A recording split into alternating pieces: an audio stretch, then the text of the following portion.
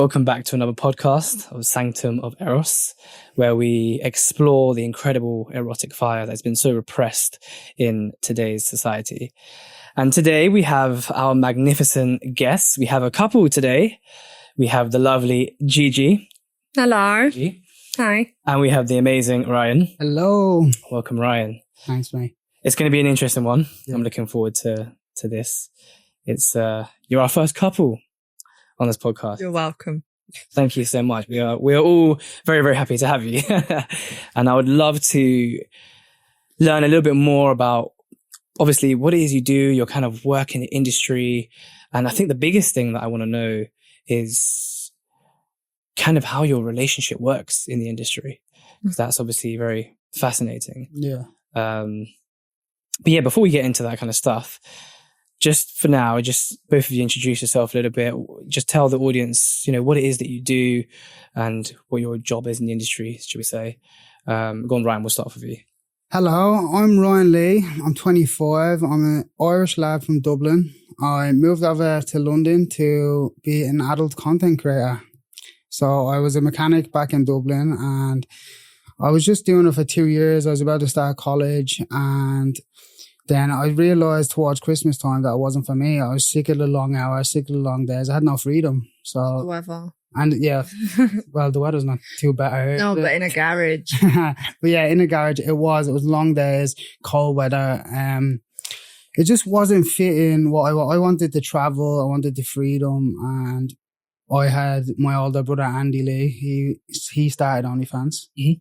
And when he came out to the world that he was doing OnlyFans, and I seen that as a way out, so I obviously rang him straight away. I was like, bro, I need to get on this OnlyFans. I'm sick of this job, And then he helped me out. He moved me over and then set me up and made all this possible. So, yeah.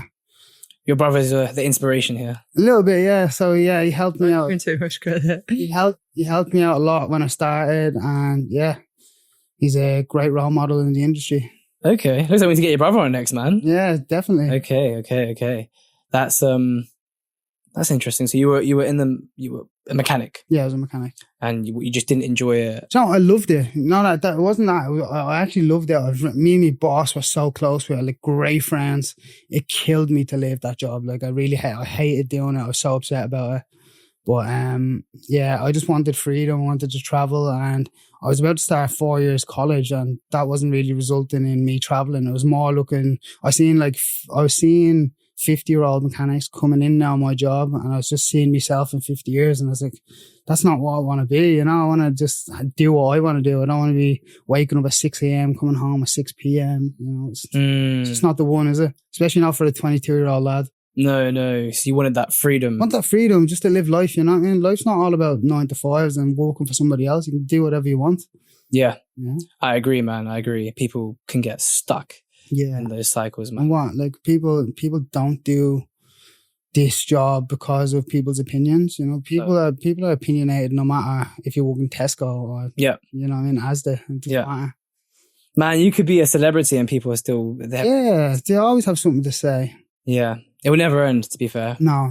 Especially in this industry, it's frowned upon too much. Very much so. Yeah. Very much so. From outsiders, though. Not from people inside. Always from outsiders. Yep. And to be fair, I think it's just a lack of understanding. Exactly. And it's so much ignorance. Yeah. And lack of understanding. Yeah, exactly. People, they just look at it and they just jump to conclusions. Yeah. It's like judging a book without its cover, Yeah. Exactly. And that's why we're here. That's why this my company exists, is because we're literally here to kind of, especially this podcast, we're here to show the world the truth and the realities, and to kind of go through those understandings that people are missing. Yeah. So what you're doing is wildly helpful. Yeah. And Gigi, what about yourself? I forgot the question. No, so tell us, what is it that you do and what's your role in the industry? And I am a escort and porn star. It's still a bit weird saying you're a star. Oof, but I do porn. No, you're a star, yeah. To some people. It's still nice when some people are like, I can't believe I'm meeting you. And I'm like, why? I started escorting and camming in 22, I think. And then I did porn afterwards. And apparently that's like an unusual way around. I think usually people start porn and then go into escorting when they want like more money. But I actually prefer escorting. Like I like making the porn. I hate doing everything after that. Yeah. I'll get up until editing it if I am the one who's doing it. After that, I hate it. Yeah. But there's obviously every job has parts of it that's not as appealing as others. Some people probably love doing the like social media side. I feel like I'm past caring on that bit. But yeah, so I've done that for like, what is that, 3.5 years now? Something like that. I can't remember. But yeah, I would mainly say I escort more. Okay. Yeah. And what got you into escorting? I was always going to like sex parties, and a lot of my friends are swingers, and I was kind of in that world anyway. So a lot of my friends had cammed before, and I never intended to escort. I was going to cam. And I was actually meant to do it with my ex-girlfriend, but we broke up literally as our account got like verified, and I was like, fuck it, I'm going to do it by myself. And I cammed for like a week, and because I was camming on an escorting platform website, everyone was like, do you do meets? Whereas it wasn't just a cam site, it was adult work. So it's like mainly for escorting. So, everyone was like, do you do meets? Do you do meets? And one of my friends at the time was an escort. She was like, just do it. Just try it. And I was like, yeah, fuck it, I'll try it. And that's it. I never really cam since. I do it now and then, but I much prefer escorting than camming. I can't read. So when they're typing back to me, I find it really disjointed. It's easier if they're talking back to you like verbally, but a lot of them type. Right. And I'm dyslexic. Yeah. So it's a bit like, what? You're like, I can't bother, just meet me. Yeah. Yeah. I'm much better in the flesh. Like my texting skills, like some people when they book me, they're like, you're quite blunt. I was like, yeah, I know. Be here now, so you realise I'm not a bitch. But yeah, no, I'm just not very good at communicating on text. But because I just want to do it like very formally. And then when you're here, then we can all relax because all the formalities have already been ironed out. Yeah. But yeah, I do get that I'm a bit blunt on text, but it hasn't stopped me getting work, so it's fine. No. Once they meet in person, it's a different ballgame. Oh yeah. No, I like most of the people that see me will come back and see me again. So that kind of speaks for itself, doesn't it? Yeah. Yeah. So you accumulate your regulars. Yeah, even in different areas, because I'll move around. I've got regulars in Glasgow. I've got regulars in London, Manchester. So you just get like a collective, and people say always will message you going, when you come back here, when you come back here. I'm like, I need to spend some time at home first. Yeah. Oh, but yeah, no, I enjoy it. Yeah. Do you build a relationship with your clients? Yeah. Yeah, some of them. Some of them. That it depends how long the booking is. If it's a shorter booking, obviously there's less time to do that. But I would say, especially if I've seen someone more than once, I'm terrible at like recognizing people's faces. Like we was on holiday and I was talking to this guy in this car for about an hour, and I walked past him in the shop and he went, you just walked straight past him. I was like, didn't see him. I mean, my facial recognition is terrible, but I remember if someone said they were going for a job interview and I'd be like, oh, did you get that job? And he's like, how do you remember that? That was like 6 months ago. I'm like, I just remember conversation. So I think it's handy that I have got that kind of little bit of memory. I can't remember what you look like though. Yeah. Yeah. Do you think that helps? Because I feel like some of these makes them feel special. Yeah, it makes them feel special, right? Yeah. And I feel like they also, maybe part of what they're looking for from your service is that kind of feeling of intimacy that this person like knows, like knows me, or like, you know. But they'll see less escorts than I see clients. So they'll remember the experience probably better than I would. I won't remember what we've done, potentially, but I will remember the conversation. Like I had one guy who dropped his kids off. We live near like a leisure park, and he dropped his kids off to a birthday party at the leisure park, and I remembered that. He was like, how do you remember that? And I was just like, don't know, I would just do. But then that's nice because he's like, oh, she remembers me. Wow. I won't remember anything of what we've done or what he looks like or anything like that. But I feel like it's better to remember something like that. I don't know how I do it, but it does. It works. And you get people that recognize you from like your porn. Yeah. Like even just when we're out and about, on our first date actually in Canary Wharf, someone texted me and what did he say? Oh, was you at the Cube yesterday? And I was like, yeah, why was that? I could see you through the window. So like the Cube's building, that window, and then his office building was behind that and he'd seen us through the window. Yeah. And I was like, yeah. It is a bit weird though. Sometimes you'll get a picture of yourself like on the train or something. Oh my goodness. Well, people would take a picture and just send it to you. They have done in the past, yeah. And the spookiest one was I was turning my phone off on a flight and they went, you're on my flight. And I was like, oh my goodness. Oh my goodness. But they'll come up to you. Yeah, they always come up to me. They never come up to me. So you get guys coming up to you? Yeah, I'll get men coming up to me. On the train in Scotland? Yeah, so on a train, if they see me or if in another country or even just in London, they'll come up and say hello, take a picture. I love it. I love meeting my fans and stuff. We were walking through to get a cup of tea and someone went, Ryan, I love your work. I was like, what about me? Are they nice or? Yeah, no, they're all lovely. I go to Gay Pride every year in London and I always see a lot of fans there and stuff. That's the only time when I can say I can get a bit hectic. People try and grabbing on you and all. They're drunk as well. Yeah, but that's what I'm saying. This is their world. This is their day. You get me? And I'm there to celebrate with them. But I'd never complain. It's nothing to complain about. But yeah. More long story short, I love meeting my fans. Yeah. Yeah.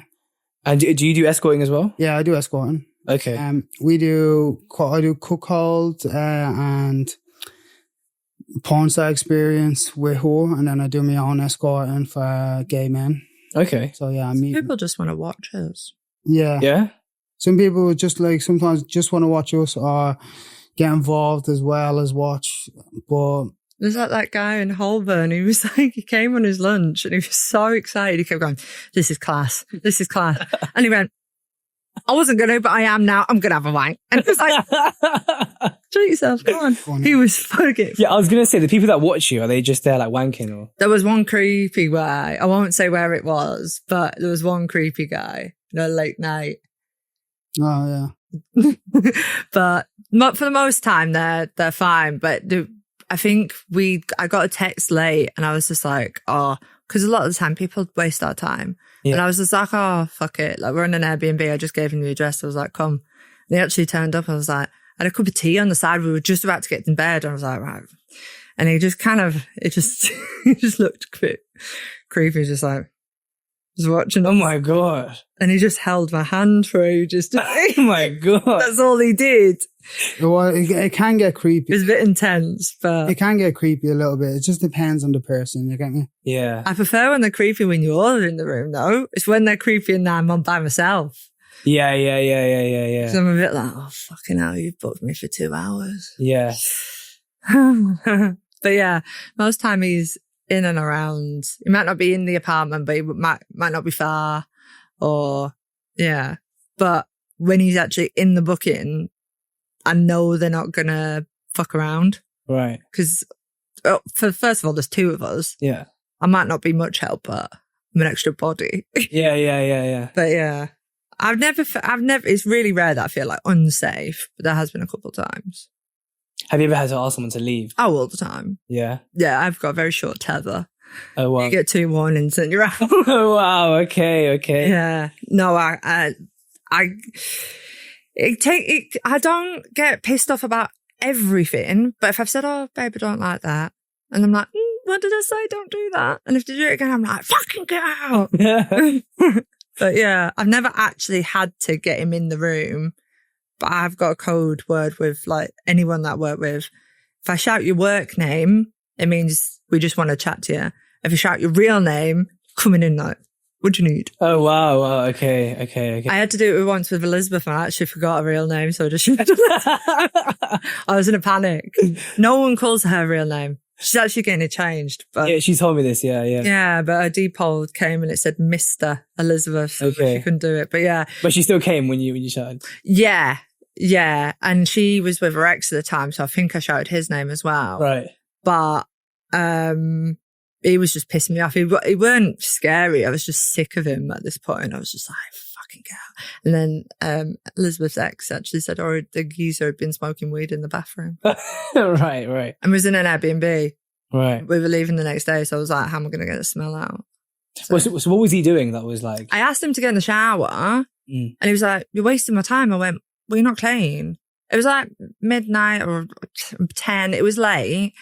And he was like a delivery driver on a scooter. So I definitely know that you're not clean because you've come from work. He told me that. So you've been driving around for God knows how long. Because if you're like Uber Eats or something, you can work as long as you want. So you've been out all day, and I've asked you to get in the shower. And he came in and his hands and feet were cold. So I was like, no, you've not had a shower. And I was like, I feel like you've not had a shower. Like I can tell when the look of someone, he was like, you don't look like you're damp. And he kept putting his cold feet on me, amongst other things that I just don't really care to talk about. But I just kept saying like, oh, I don't like that, I don't like that. And he kept putting his ice cold feet on me, and I don't like men's feet anyway. Right. So if anyone wants to put some socks on, that'd be great. But yeah, he kept putting his feet on me, and I was like, nah, I've had enough. And he booked me for like 2 hours, and he'd paid for 2 hours, 2 or 3 hours. And I think I'd done like 20 minutes. I was like, nah, I've had enough. I kicked him out. But then I found out he smoked weed in the bathroom. It was like, it was very hard for Elizabeth's ex not to want to deck him. But some people are just like, oh, I'll ring the police. It's not worth it. Yeah. Like we'd probably get more trouble than he would. Yeah. So I was just like, can't be asked. But yeah, well, for the most time, yeah, like the percentage wise, like everyone's nice. Yeah. Yeah. I guess you will occasionally get the weirdos. Occasionally. They come. You've had a few. There's always some. You get me? Yeah. It just depends. You don't know who you're gonna get or what they're gonna be like. You know, if they're gonna be on drugs, if they're gonna be sober. You get a lot of guys on drugs, don't you? Listen, I'll take whatever. I don't care you hanging. You're less fussy. But I feel like you can like handle yourself more. As long as they have money and they show up. Simple as that. I'm not more like these. I'm a bit more picky. I'm not like these girls that I grow about everything. Yeah, but the thing is, for the most time, if you walk into a house and it's one person, you know you could have them. Yeah, I know. But for girls, we've got to think, right, he's 6 foot, like 7. But yeah, that's why we have to be a bit more picky. Has that happened? Have you had guys who were like 6'7" and this kind of... No, I've had like massive wall of men. And I'm just like, wow, I've got no chance. But yeah, I've got some things around the apartment. If I needed to use them, I could. Yeah. Bottle of deep heat. Okay. It's like pepper spray. Yeah. Bat. A bat, yeah. Yeah. It was my Harley Quinn outfit. But yeah. I know like a lot of workers in America, they have a gun. Literally like in their drawer somewhere. Yeah. Not for me. Fortunately not here. No. But yeah. But obviously, like I said, I've never had to use them. And the fact that now I'm with Ryan, like he's usually not too far away if I needed to. Like if I said, oh, someone won't leave and he's at the supermarket or walking the dog or something, he'd come back. So yeah, I feel pretty safe. And these guys, when you ask them to leave and then, you block them and this kind of thing. I've had a few block, no, I won't I'll stop and stuff. Like, well, I've asked you 3 times before, so no. And then some people have asked for the money back and I'm just like, fuck off. Oh my God. Yeah. No, for the most part, when I say, no, I've had enough now, you need to go, for the most part, they just leave. Because they're probably just like embarrassed at that point. Yeah. But yeah. And I guess the mood is just dead at that point as well. Well, you ain't going to get much from me after that, yeah. So there's no point. Yeah. But yeah, it's just, I've always said, because everyone always will say, I was like, oh, how do you have sex with this person? They look like X, Y, Z. And they'll obviously describe someone who's not attractive. And I was like, well, as long as they come in with a good attitude, like, and they're like upbeat and like easy to talk to. It's when they don't talk, I really struggle. Because I can't make any rapport with someone who's just, I'm like, oh, so what have you been up to today? And they're like, I'm like, this is going to be a fun booking. Yeah, because the thing is, everyone thinks they can fuck for an hour, but they can't. Yeah. So, There's got to be things that you do in between that. Yeah. And like loosen up. Like if everyone comes in with a nice attitude, you'll get more from me. Yeah. Because if I feel like people are pushing me and they're not nice and not friendly, then I'm going to go the other way. Whereas I feel like if someone's like charismatic and like, they can be shy, but as long as they're pleasant, because they can normally draw out the shyness after like 20 minutes. But if they're kind and nice people, then they'll get away with more. In a sense of like my armor will go down. Open, yeah, exactly. Because at the end of the day, I know it's my job, but I'm still a person. Of course. Which some people don't really think about. No. But yeah, there are going to be some days where I'm just like, well, it's already booked in now, so I'm going to do it, but I prefer if I wasn't working today. Yeah. But for the most part, I will book on the day. So if I wake up and I'm like, I don't want to work today, just don't do it. Which is nice for the job. Okay. No one's telling me, oh, you need to do this. I'm like, no, fucking don't. Yeah. Or I'll just move them. I'm like, I'm really sorry, I don't feel well today. Yeah. Or I'm just in a terrible mood. They don't want to see an escort who's in a terrible mood, do they? Of course not. No. That'd be awful. Of course. Yeah. Grumpy, crying escort. It's not what you want, is it? No. You can have that at home. Not great for business. No, just stay at home and speak to the wife, wouldn't they? Exactly. And how does that feel? I mean, this is a question for both of you, actually. But how does it feel like? Because obviously you meet different types of clients, right? Different types of men from, all walks of life. And some women. We've had women. Okay. Some women. Just add that in. How does it feel, especially when because you don't really have a say what this person looks like, or you're just kind of texting you and they're rolling up. You don't meet them until they turn up to your doorstep. No. So how does it feel like, having sex with a lot of people that you're probably not attracted to? Like you wouldn't, if you met them out in real life, you would not have sex with this person. How do you Well, do that? It's not, we're not doing it for nothing. We get paid to do it. So like so as soon as they arrive, we get paid straight away. From there on, it doesn't matter who's in front of me.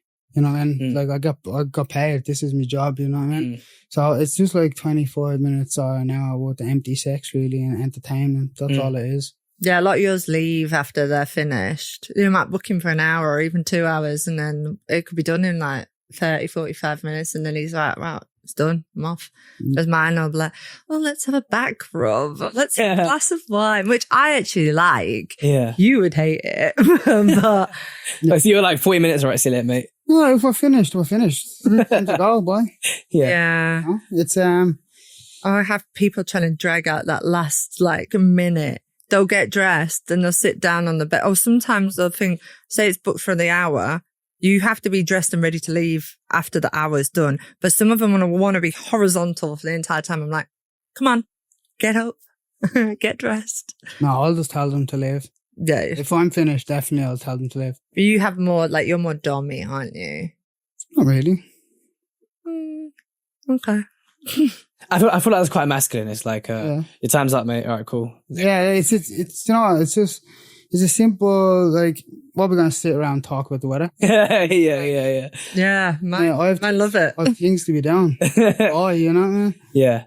But you'd only send them out like once their booking's actually finished, right? Yeah, like if they make a big song and dance how much they want to stay, like they'll stay. But I'm not gonna entertain them. I'm not gonna sit there ask about their life. You know, they can ask me questions and I'll answer. But yeah, I'm not interested really. Okay. Like, when I do escorting, I do it to work. You know what I mean? Yeah. Complete business. Yeah. Yeah. Yeah, mine love having the chat. Yeah, I feel like you're different. I feel like you're chatting to your clients. Yeah.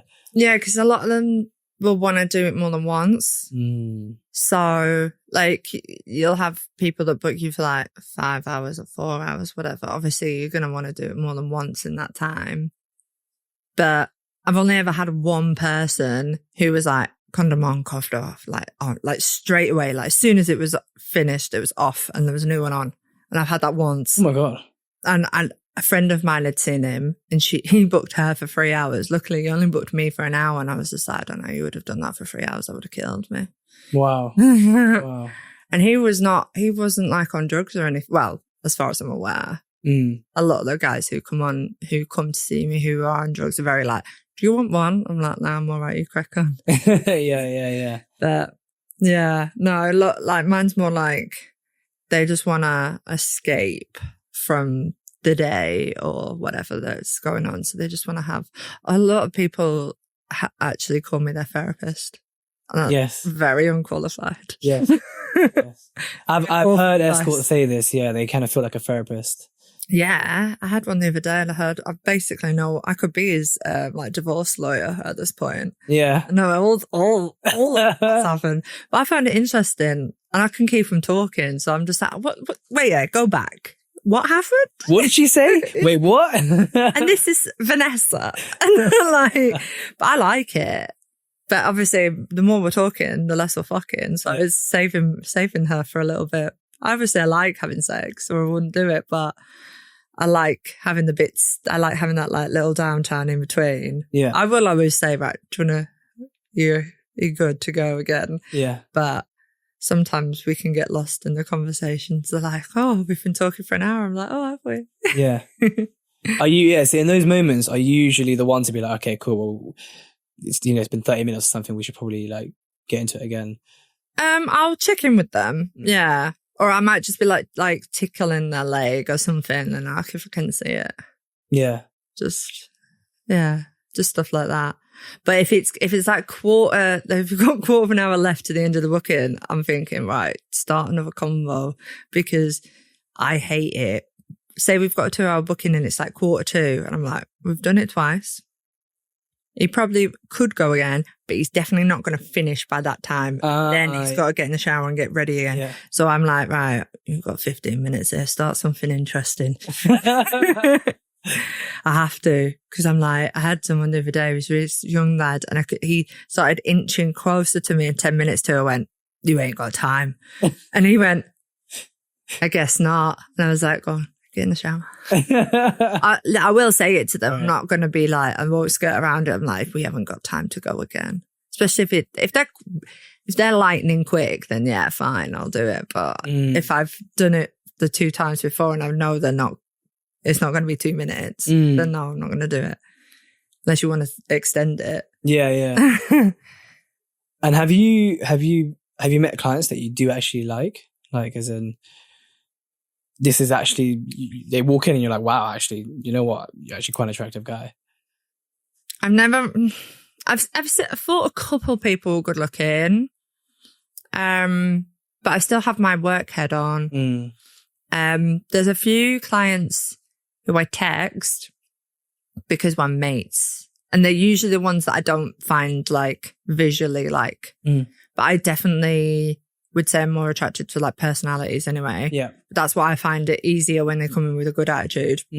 But there's a guy in Scotland and we send each other memes all the time. Yeah. And he's had a lot of like medical things going on, and he'll be like, oh, Gigi, like, I've got this update for you. And I was like, oh, that's sick.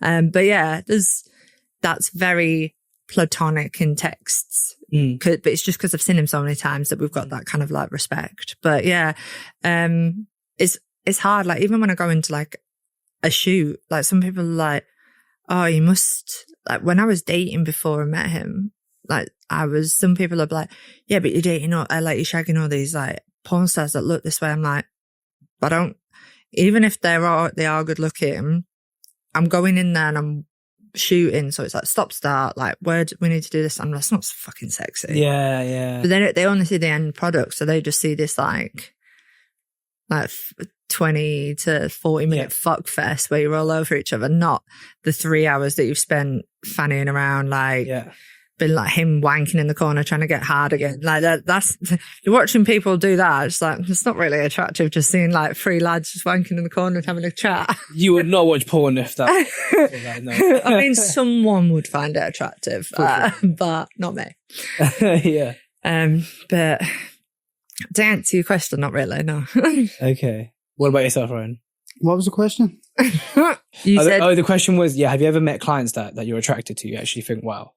No, I've never met clients that I'm attracted to. I've met clients that I really like as a person, so that I keep in contact with. I'll text them if I'm in that area, or if like if they text me just to see how things are, I'll check, see how they are. But they're only like long-term clients that I like as a person, you know what I mean? But physically attractive, no. And so you were saying, so a lot of your clients there, these are like married men, right? Me? Yeah, well, both of you. There are a good portion that are, but I see loads of people that are single. Yeah. Okay. Not that I ask, but some people will be like, some people make it known that they're single because they're like interested. Like they'll be like, "Oh, do you want to go for a drink?" I'm like, "Yeah, on the clock, I'll go." But also they might just be like, "Oh, I'll just do this because it's easier for XYZ."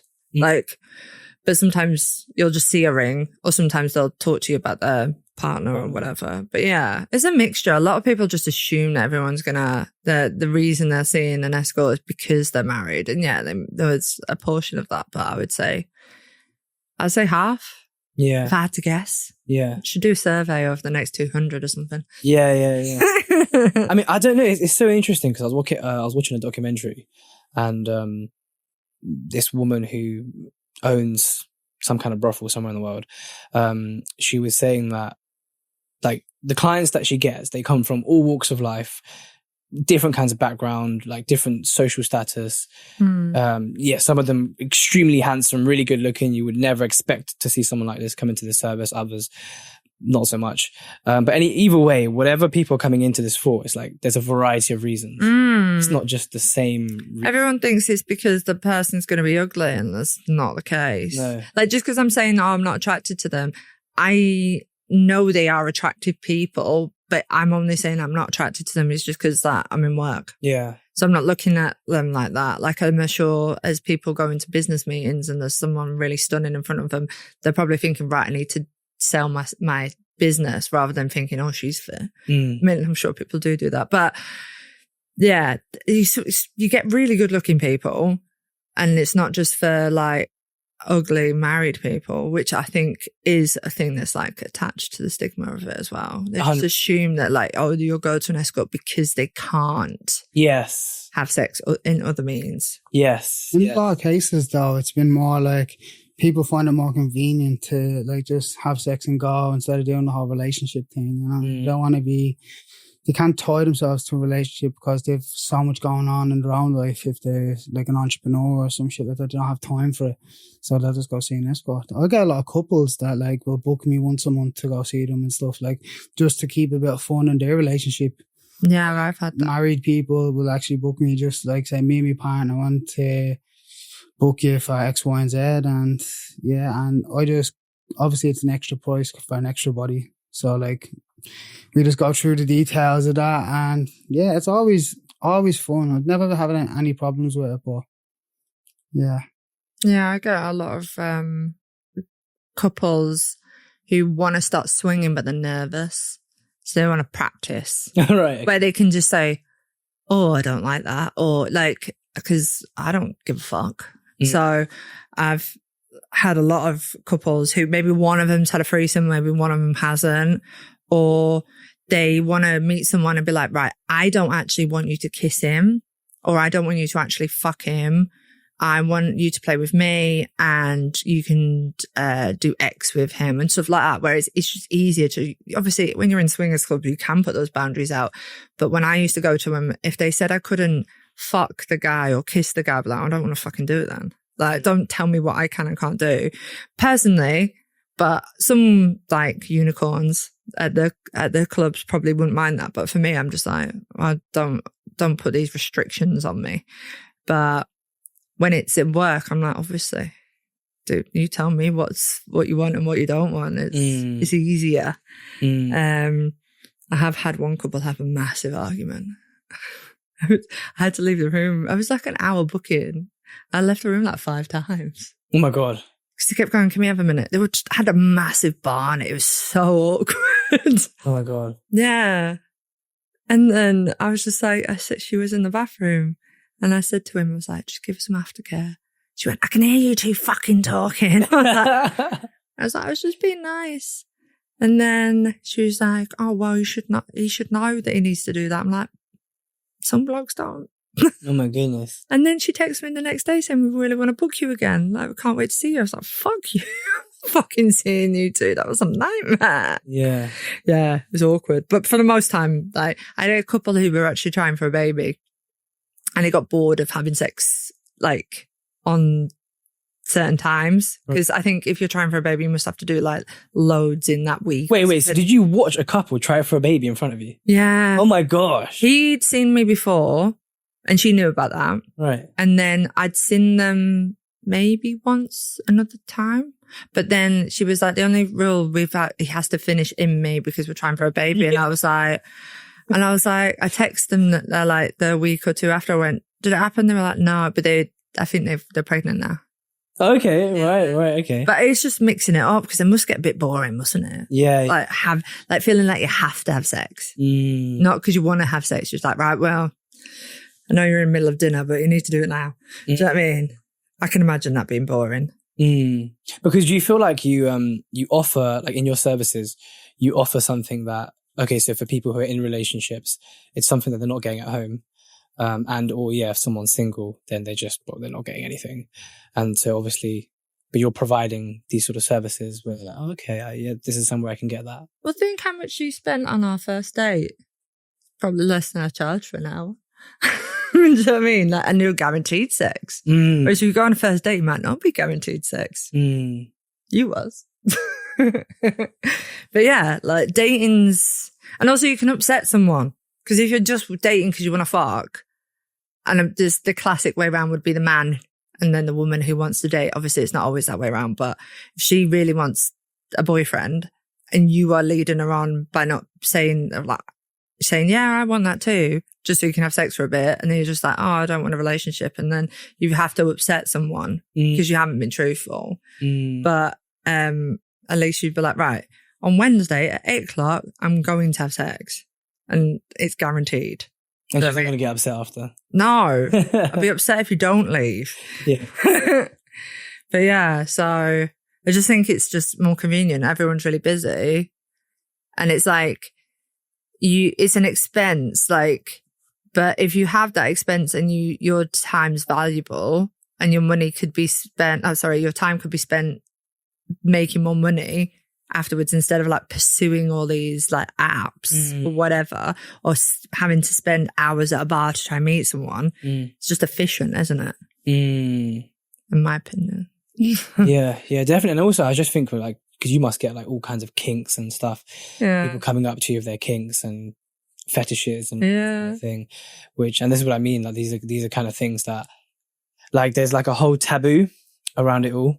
And so it's something that they would be quite nervous or afraid to tell someone in real life, oh, I like this thing. Like, yeah. And so it's so much easier to just hire an escort who not going to judge them. Not going to judge them, exactly. There's not that. Or because they could try it. I've had people who wanted to come in and they thought, because they like watching that porn. And then I think it was just subdom or whatever it was. And I kept saying things to him that was like a bit degrading. And I kept seeing this, and he was pulling his face, went like, I was like, time out. It's like, why did you ask for me to do this? Because every time I tell you to do something or I say something, you either say you don't want to do it, like not as in like part of the role play, it's like, no, I'm not doing that.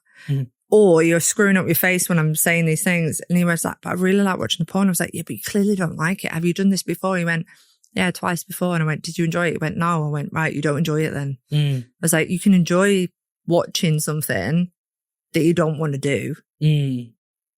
And then he was like, I think I'm going to try like tying tees maybe next time. Because they're like, I'm not being cruel to you. So every time I was just saying something like, calling him a little bitch or whatever it was, I was like, what do you want me to say? Like, and he was like, but I really like watching it. I was like, carry on enjoying watching it.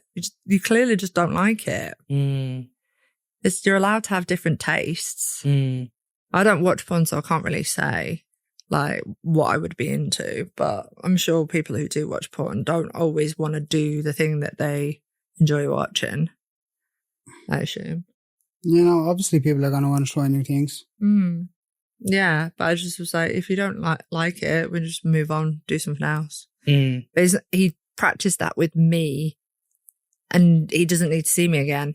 He didn't tell like a girlfriend who's like, what the fuck? Do you know what I mean? That's really interesting because, that's kind of like, because what you just kind of mentioned there is there's some things that people will fantasize over, but they don't actually really want it. It's like this kind of, they kind of want to keep it just as a fantasy. Yeah. Because if it came to it in real life, they wouldn't actually enjoy it. In real life.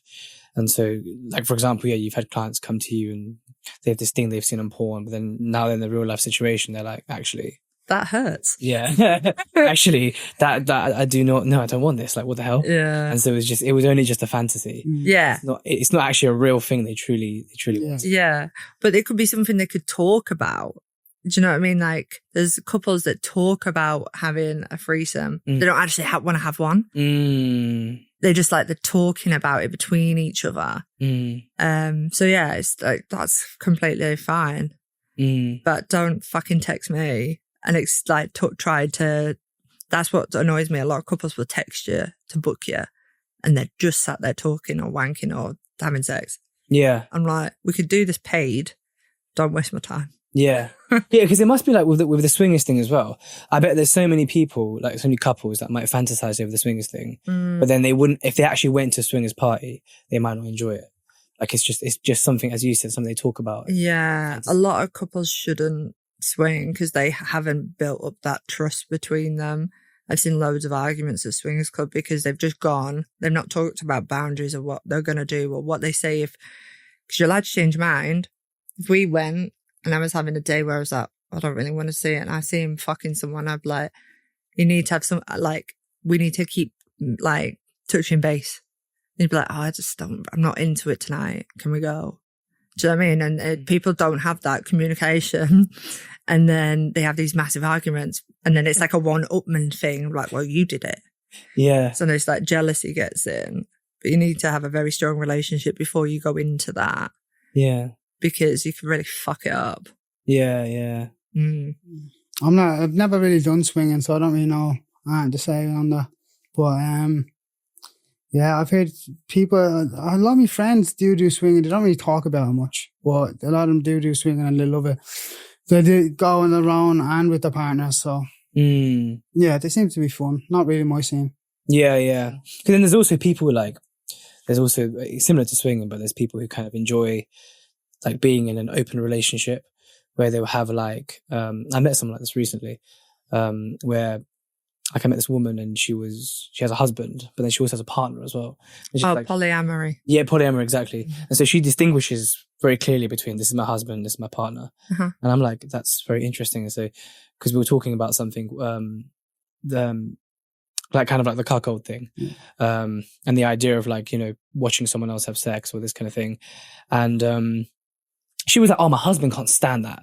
He doesn't want to hear anything I'm doing. He thinks he said in his mind is like, don't ever talk to me about what you do with other men. But my partner loves it. And I was like, oh, that's so interesting. Okay.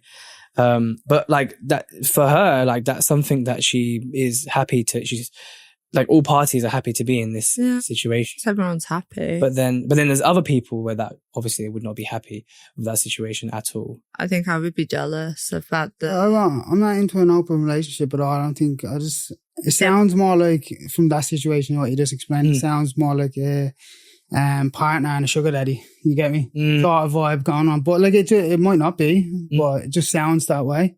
But yeah, I've never really been in an open relationship. I don't really understand. Someone would call what we have an open relationship, I'm sure. Probably. Yeah. They're looking from the outside. Yeah, that's probably what happened. I wouldn't like the emotional. If I always said to him, I was like, fuck whoever you want, tell me. I was like, if you took him to breakfast, I'd kill you. Like, I wouldn't want him to go on a date with them. Because that's like emotional. Yeah, that's different, you know what I mean? Yeah, because you guys, with your clients, I mean, yeah, you're fucking them, but you're not. There's nothing other than that. It's just like... I might go on dates with them, but it's still paid. Yeah. She's not there because she wants to be. Yeah. Yeah. I might have a nice time anyway, but I'm not going because I'm like, oh, the chemistry is electric. No. No, yeah, it's different. It's different. Yeah. But that's really interesting because obviously like, that actually leads me very nicely to the next question, which is... You're welcome. Yeah. How do you navigate like the differences between like giving your body to a client for however much time they've booked you for, and then obviously like being in an actual emotional relationship between you two, because obviously I assume the relationship between you two is not just about just physical body. There's obviously something deeper, an emotional connection, and this kind of thing. So how do you navigate those differences? Well, first off, we keep work separate than our personal life. What happens in work is your business, you know what I mean? Obviously, we talk about what we do throughout the day, who we've seen, what we've done, but like it's transactional, you know what I mean? We get paid.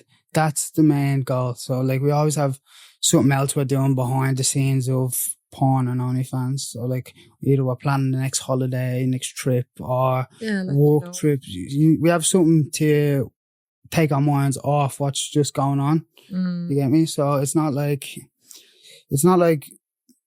giving these people like our bodies and then having to go and deal with each other. Like it's like then deal with each other's needs, because at the same time we understand each other's needs and what we've done in the day, and we make it work that way. Yeah. It's like if we're on tour, obviously there's only so many times he can do it in a day.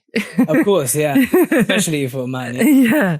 There's obviously bookings where he doesn't need to finish, but there's only so much a man can do. Yeah. And obviously a woman's got more ability to, not all women will be able to do loads, but when we're on tour with like Eva and Elizabeth, who you've just had on, I go on tour with them. Yeah. He'll know we might have sex, but if we're having sex after work, he'll always check that I am emotionally and like I'm not too tired. For the most time, when we're on tour, we'll have sex when it's for work. So it might be a video, it might be a client.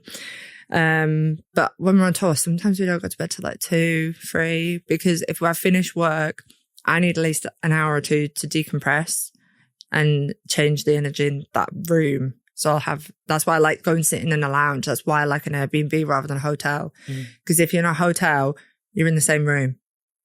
So if I'm in an Airbnb, I can change the sheets, air it out, spray something to make it smell differently, have a shower, and it'll change it. But I'll have to sit in the lounge for a period of time. And then when I walk back into it, it's different. It feels different. So that's how it kind of changes. But he's very considerate in this fact that it won't push me to, because he might not have like worked, but he might have not worked that day. He might have not collabed or anything that day. So he might want to have sex, but he won't push me if we're on tour, because he knows how tired I will be. And we have had to kind of put like days where we're like, right, let's have a date.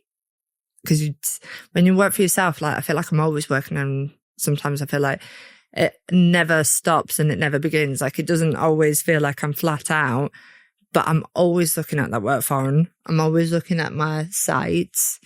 And sometimes you have to kind of say like, right, now let's even just like, right, let's put our phones down and watch a series, or let's pick a program that we can keep watching together. And it might just be something stupid like that, where you don't talk about work. Because if you work together all the time, we live together, we go on tour together, we go on holiday together. Sometimes I feel like I only don't see him when I'm in the bathroom. Do you know what I mean? Sometimes it's nice to be able to say, right, let's go take the dog for a walk, or let's go on a date, let's book a dinner and not talk about work. Because it could be really easy. And I think like maybe when we hit about a year, we had to actually say, no, we need to have a day off. Because it just got so much like, and when you see all this money coming in, sometimes you're like, oh, let's celebrate it. But sometimes I'm like, no, I need more. Because it's like a game with myself. Yeah. I'm always trying to do better than I did like last week or last year or whatever. Yeah. But so it's hard when you see that text coming in saying, oh, that's a decent amount of money. Yeah. And then I'm like, well, should take it. Yeah. But I haven't had a day off in 10 days. Yeah. So it is hard, but it's nice because we've got a separate group of friends that don't work in the industry. They might be swingers, but they don't work in the industry. They accept us. Like we can go hang out with them. And we will take our work phone with us because he does more online work than me anyway. So if he doesn't want to miss, because he can just go up to one of their bedrooms and do it quickly. Yeah, exactly. but it's nice to be able to go and be our real names rather than Ryan and Gigi. Yes. Yeah. Yes. So how is it? Okay. So the other question I had then was, so when you're making content together, does it, obviously this is for work, right? But does it feel like you're having sex with your partner as opposed to work? Or does it actually feel like work and it's like? If we're doing, because sometimes we'll just be like, I'll just stick a camera on. I might just stick like 3 cameras on, because then obviously if it's all on tripods, then we don't need to worry about it not catching anything. That feels like normal sex. But when we're doing like a scene, we'll usually add people in, so then it does feel like work. I feel like I'm... yeah, it really depends on the vibes, because we could be collabing with like really good people that we get on with really well. So like, obviously, if you haven't met someone before and you're about to collab, it's going to be a bit awkward, you know? Yeah, we don't know each other and you're about to have sex. But like when you're doing it with like a regular friend that in the industry or something, it can be a bit fun, you know what I mean? Yeah. It can be a bit like, forget the cameras there vibe, you know? So yeah, it can be fun. It just depends on the people. Yeah. I think it's still fun, but there's definitely, when we're doing like a proper scene with like a bit of a storyline or whatever and other people there, then I'm not having sex with my boyfriend. I'm having sex with Ryan, because I'm very much, I don't really say that the sex is like amazing, because all I'm thinking about is, am I in shot? Does it look good? Yeah. Yeah. Am I talking enough? Am I making enough noise? Can you see everything? Because the thing is, if you're having sex how you would normally have sex, can't see a lot. No. So you've got to kind of contort yourself, and the boys kind of got to like lean in different positions so the camera can actually see it. Yeah. So it never feels like normal sex. But when we've just stuck cameras on at home, they're not the best videos, but some people like the amateur. It's real. No? Yeah. It's real homemade. Yeah. Sort of vibe. Yeah. So that one feels like I am having sex with my boyfriend, because I'm like, if it's not in shot, it's not in shot. We just don't use it. Yeah. So it's not like we've done this like whole, we'll put a bit of lighting up, we'll put a few cameras up, and I'll edit it like in a few days.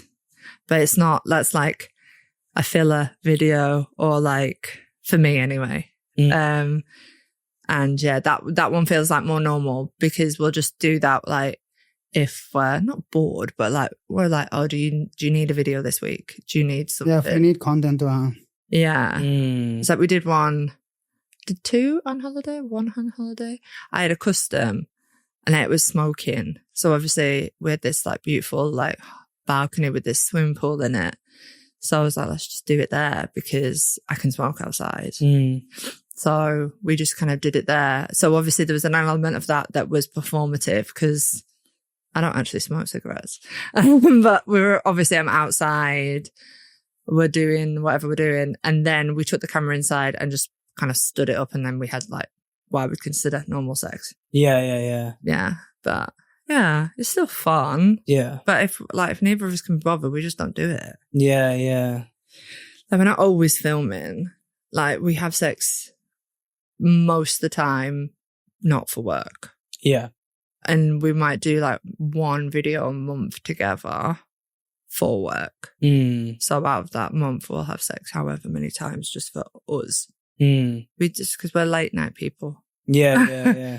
We're not morning people. Do you would you say you spend more time having sex with other people than each other? I do. Yeah, well, for her, yeah. But yeah, probably for me too, yeah. We might be more even on yours. But that's what being self-employed is all about. Yeah? So we're obviously not using our business we're obviously not promoting our business, we're promoting ourselves. And when jobs come in, that might be the only job you get that day. Well, for me anyway, that might be the only job I get that day. So I'm going to take that regardless. But another reason why we have sex late at night, because we don't want to use him up.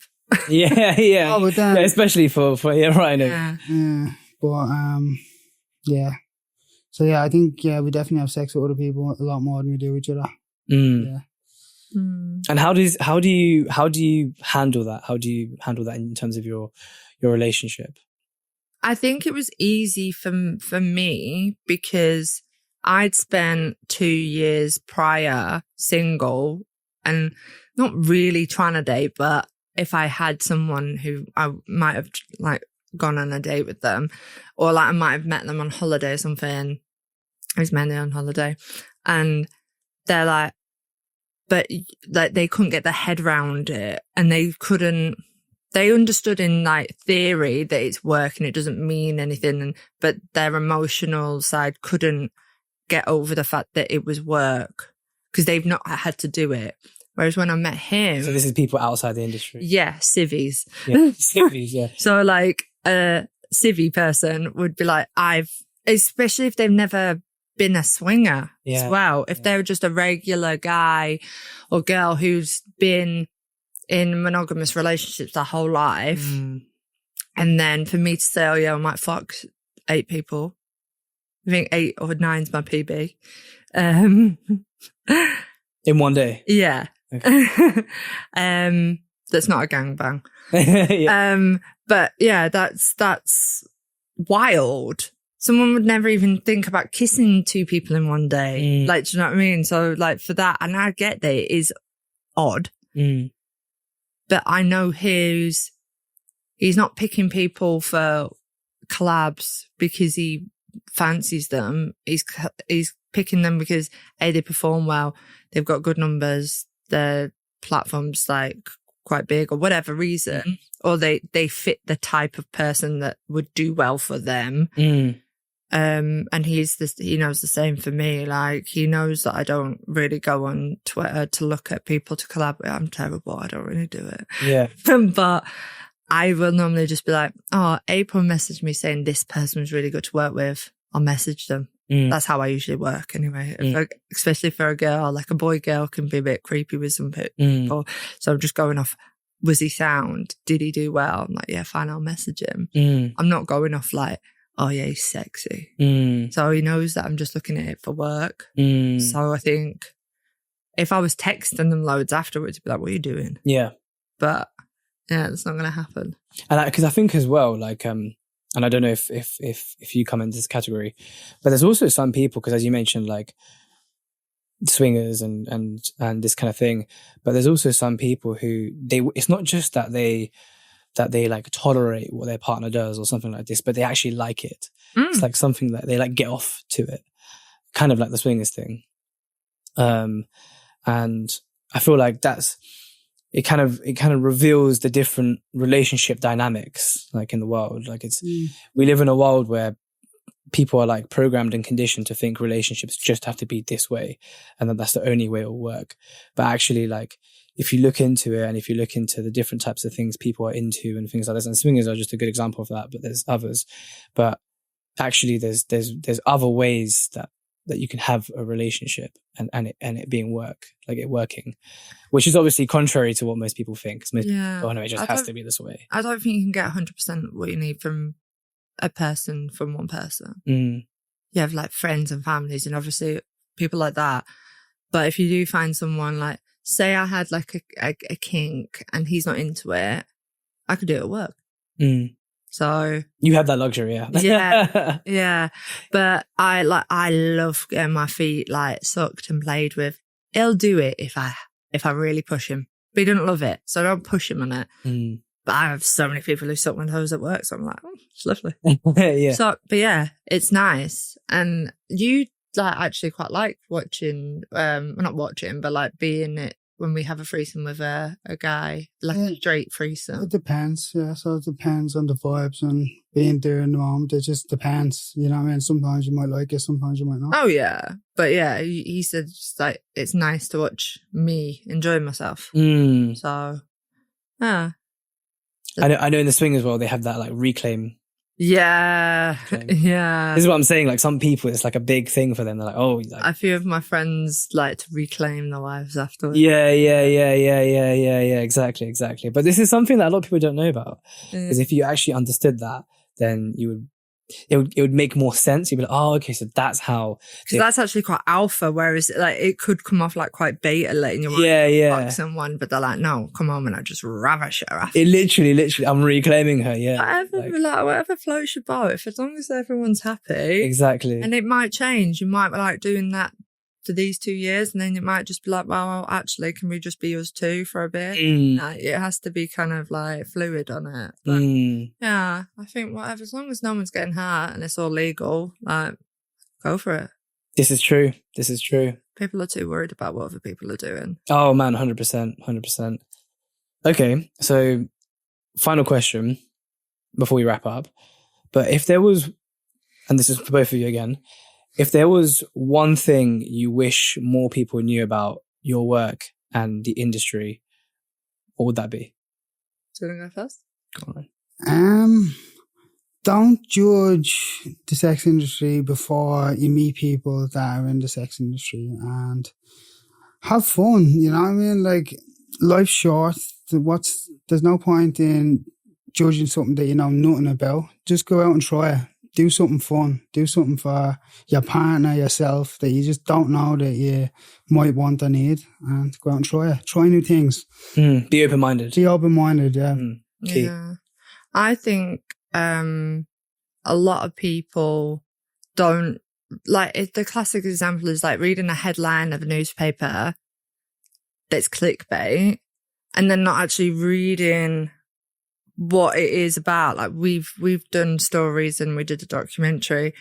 The title was very clickbaity and it sounded like it could be something illegal, but if you actually watched it, you'd realize it wasn't. That's just how they got you in. But you might have watched the first 5 minutes of it and not finished it. Do you know what I mean? So actually, if you're going to slag something, you actually need to read the whole thing or like do some research. And a lot of people will actually know a sex worker, but the sex worker might not be out about it, because it could be, like, say, an escort who hides their face. They just do it like part-time. And just think about what you're saying in the room. It's like if you said something racist in the room, you kind of see everyone's race. So, you know, like, but you could say something like bigoted about sex workers. There could be one sat right there. Or you could be one, it happened with my friend. This girl who is at his work was saying some like horrible words. That's his best mate. So he's like, don't say that. And she was like, why? And he was like, just don't say it. I don't like it. Like, he didn't explain it, didn't need to explain it. But just, if you've got nothing nice to say, don't fucking say it. Yeah. Yeah. You don't know who you're upsetting. Yes. Yeah. Yeah, just be nice and try new things. Yes. Yeah. And I think this is like the kind of stuff that you guys are saying is like this is like common advice coming from, you know, people in industry, because it's something you really learn. And I think it does take a level of open-mindedness to work in the industry. But then also, it's one of the biggest things that you realize being in the industry. There's a lot of trolls. Literally. Yeah. No, but I like that. It's really good. Keeping that open mind, exploring. That's what we're all about here. But no, thank you so much, Gigi and Ryan. Thank you, man, for coming today. It was welcome. incredible. I loved some of the conversations we had. We went deep in certain parts. Man, we could have spoken for hours for sure. I could have. Oh my goodness, yeah, for sure. Unfortunately, duty calls, but it was it was great. So thank you so much for coming. Thank you. And thank you to the viewers watching. This has been another amazing episode in the Sanctum of Eros podcast, where we explore the incredible erotic fire that's been so repressed in today's society. So if you liked it, please do like, comment, subscribe, and follow us, because we've got some incredible things coming up. Until the next one, thanks so much.